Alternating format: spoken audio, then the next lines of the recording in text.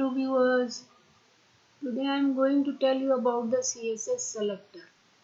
CSS selector are used to find or select the HTML element you want to style. We can divide CSS selector into 5 categories. Simple selector select element based on the name, ID and class. Combinator selector select the element based on the specific relationship between them. Pseudo class selector select the element based on the certain state. Pseudo element selector select and style a part of a element. Attribute selector select element based on the attribute or attribute value. Attributes क्या होता है? जैसे width है, height है, color है, all these are attributes. Elements क्या हुआ? Paragraph है, हेडिंग है, बटन है, इनपुट है ना? और क्लास क्या हुआ? जब एक कैटेगरी के सब चीज आएगा तो वो क्लास में आ जाएगा. कॉम्बिनेटर सेलेक्टर विशेष रिलेशनशिप पे बेस्ड होता है. This page will explain the most basic CSS selector. अब आया selector CSS element selector. Element selector select HTML element based on the element name. जैसे पैराग्राफ.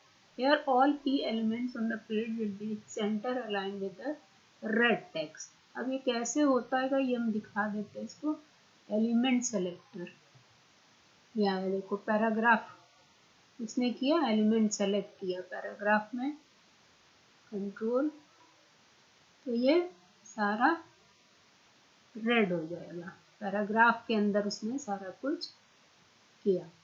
ठीक,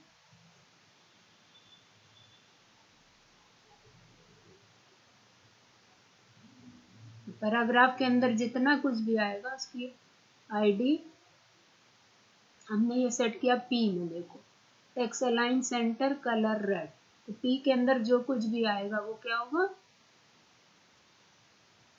तुम्हारा रेड हो जाएगा. नेक्स्ट आया CSS ID selector.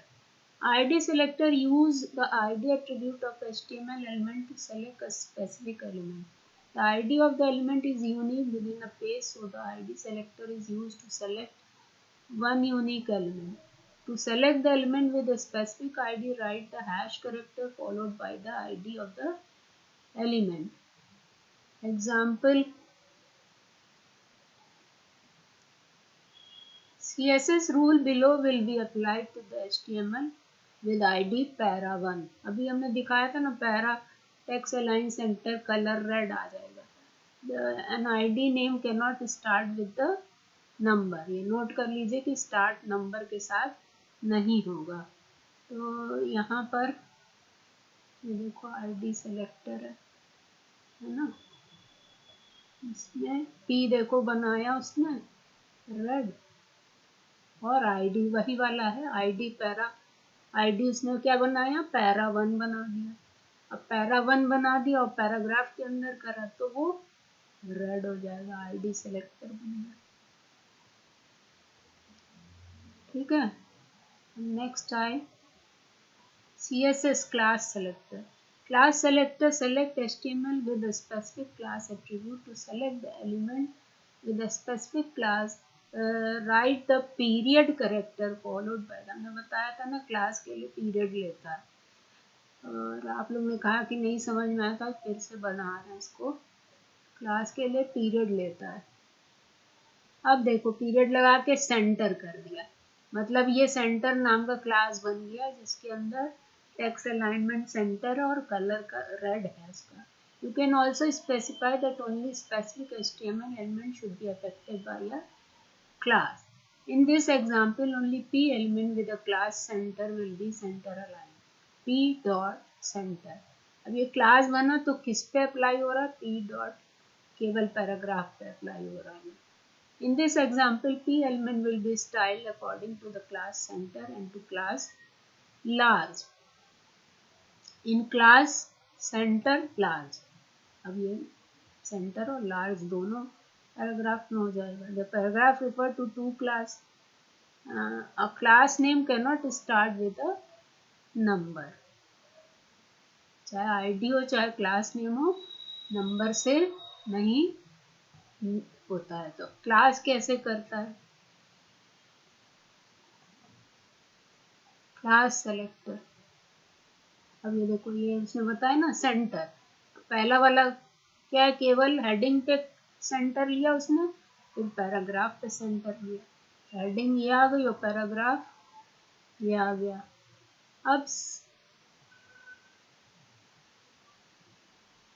इसमें दो वाला ना ये है पी सेंटर, देखो पैराग्राफ सेंटर, पैराग्राफ लार्ज, दो दो क्लास बनाया उसने। पैराग्राफ सेंटर में टेक्स्ट अलाइन सेंटर कर दिया, कलर रेड कर दिया, और जब फॉन्ट साइज 300 कर दी तो फॉन्ट बड़ा हो जाएगा। तो अब यहाँ पे देखो heading class centre, paragraph class centre, class centre class.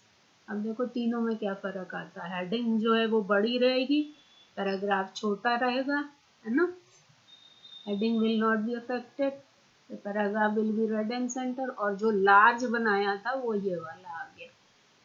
ठीक है, इसमें दो प्रोग्राम है इसलिए ऐसा आ रहा है। तो ये 3 आ गया, पहला सेंटर किया उसने, फिर हेडिंग बड़ा ही लिखेगा, पैराग्राफ किया सेंटर किया, फिर क्लास सेंटर और लार्ज कर दिया। अब लार्ज हमने कितना लिया है 300%, वो बड़ा बना देगा।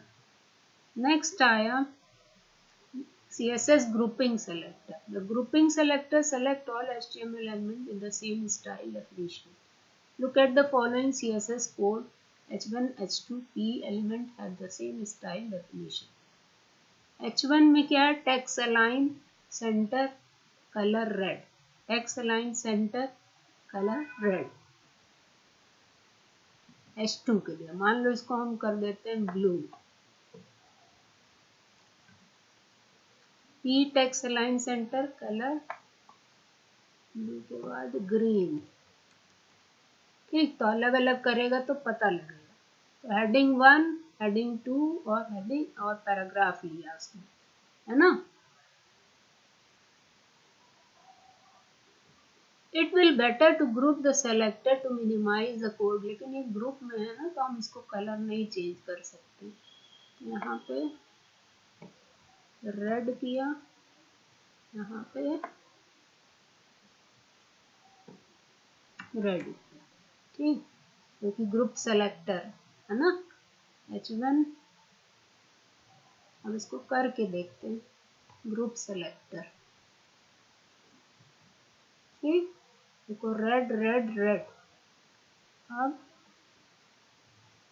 इसको बनाया H1 H2P, हमने 3 जगह लिखने की जगह 1 जगह लिख दिया, text align center colour red.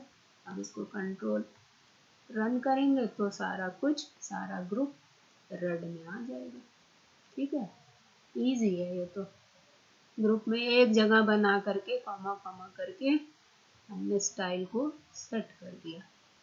ठीक है, अब आया ग्रुप के बाद आया ग्रुपिंग सेलेक्टर के बाद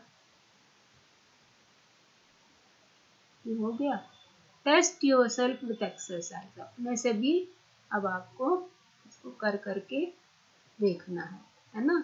एक इसमें बचा यूनिवर्सल सेलेक्टर, ये universal class selector. Selector universal class selector में स्टार लिखें, select all HTML element on the page, यहाँ पे करेंगे स्टार ले लिया, ये यूनिवर्सल हो गया। Text align center colour blue, मतलब सारा कुछ ब्लू हो जाए। Every element on the page will be affected by the style. ID para 1 me 2 and अब ID हो तो भी वो भी ब्लू ही रहेगा, है ना, क्योंकि यूनिवर्सल है। कंट्रोल करके देख लो, ये देखो सारा कुछ ब्लू हो जाएगा। तो जब हम यू स्टार सेलेक्ट करेंगे तो क्या करेगा, वो पूरा उसको एक जैसा बना देगा, हेडिंग अपने आप बड़ी हो जाएगी। हमने कहा है लाइन सेंटर तो सब लाइन सेंटर हो गया, है ना, और कलर ब्लू हो गया। तो इस तरह से आज सेलेक्टर खत्म हुआ। अब मेरे ख्याल से आप लोग को आ जाएगा कि ID क्लास स्टाइल और एलिमेंट सेलेक्टर और यूनिवर्सल सेलेक्टर